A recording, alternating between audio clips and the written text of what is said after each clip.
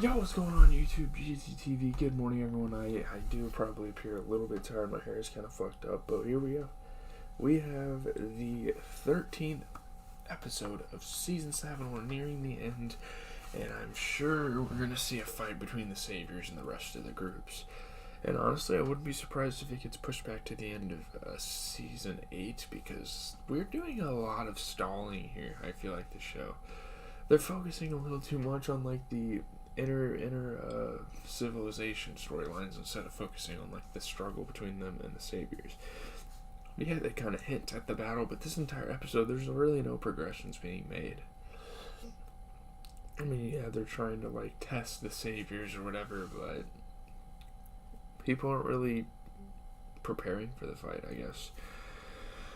But yeah, plot and critical reception, then I'm probably going to get ready for class. So yeah, King Ezekiel, Morgan, Richard, and a group of kingdom officers meet the Saviors for their routine supply drop-off after making their way past a blocked road with an open grave nearby. We're going to find out later exactly who was behind all this.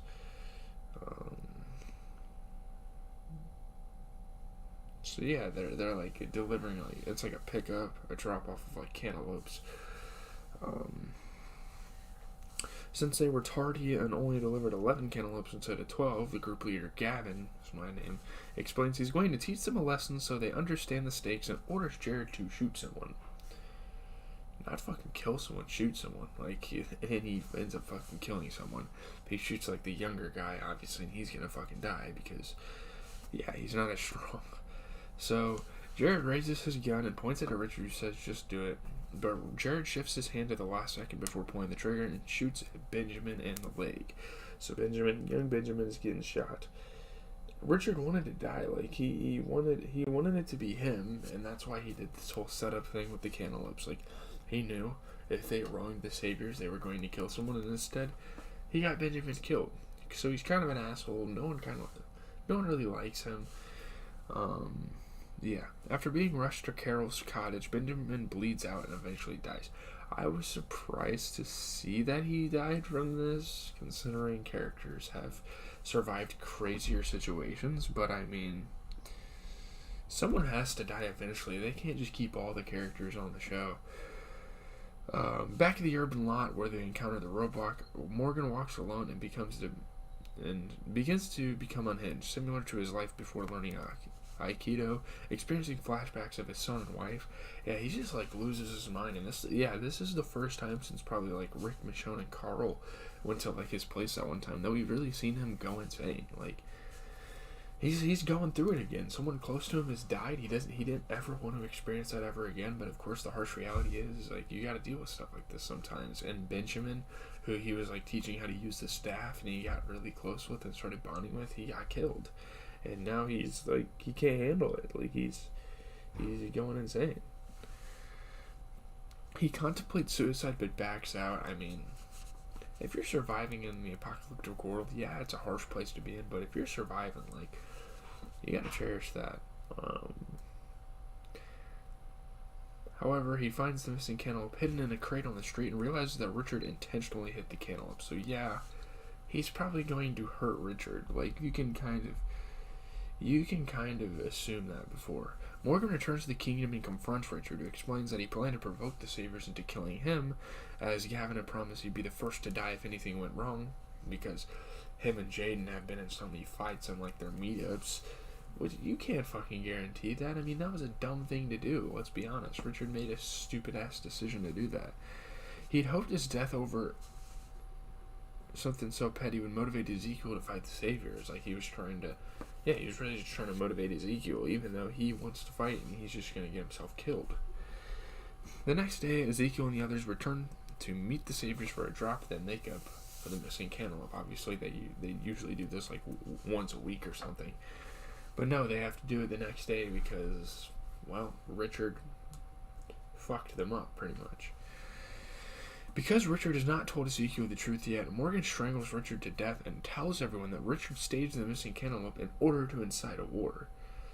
Yeah, fuck you, Richard. You've been kind of like not the most likable character in the series, and you do something like this, you probably deserve to die. Let's be honest. After exposing Richard's plan, Morgan assures Gavin that he knows what's at stake if things went wrong, to which Gavin assents. He's like, okay, yeah, you're a good person. He was not a good person. We can understand that. We can appreciate you. We can respect you for that. We're just not going to fight. That's fine. Like, even if you... It's probably understandable for these people to want to fight the Saviors, but... Yeah, Morgan drags Richard's corpse to the open grave and buries him there. So at least he still has some faithfulness. At least he still has some humility, I guess, to bury his body. He's going back to kind of like Keto principles, even though he just killed someone. He then returns to Carol and confesses that Negan and the Saviors killed Abraham, Glenn, Spencer, and Olivia. This is like the first time she's ever heard this news. No one told her about everything bad that's happened with the people of Alexandria. He explains how Rick wants to fight the Saviors, and that's why he was at the Kingdom. Morgan prepares to go after the Saviors and promises to kill every last one, but Carol convinces him to stay. She wants him to like stay with her, I guess? I don't know. Carol returns to the Kingdom and finds Ezekiel, telling him she's moving to the Kingdom, which is probably a good thing because everyone can finally like band together and join the fight together. And Ezekiel's obviously probably really happy about this. She tells him that they need to fight and prepare for the imminent war, to which Ezekiel agrees. So Ezekiel finally lays down. He's like, yeah, we need to fight these people. These people have caused too many problems for too long. Back at the cottage, Morgan sits alone on the porch, seemingly whittling the end of his fighting stick into a sharp point. And that's kind of like representative of something. That represents a turn in Morgan's character. Yeah, Lenny James and Melissa McBride as Carol and Morgan, they did great in this episode. I like this episode. 81%, 7.19 out of 10, 31 reviews on Rotten Tomatoes.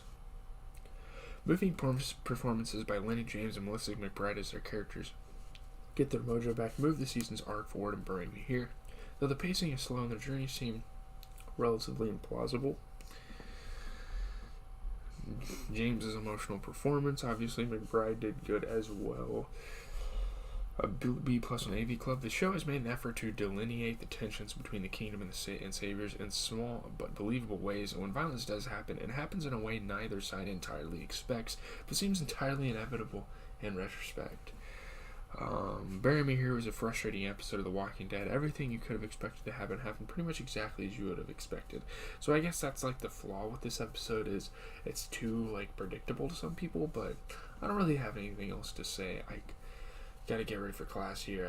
I gotta go in like 15 minutes, so yeah, I'm fucking tired of shit, but we got the morning video out. You guys will probably get like a 2K gameplay sometime today on Jaylen Brown, so yeah, I'm out.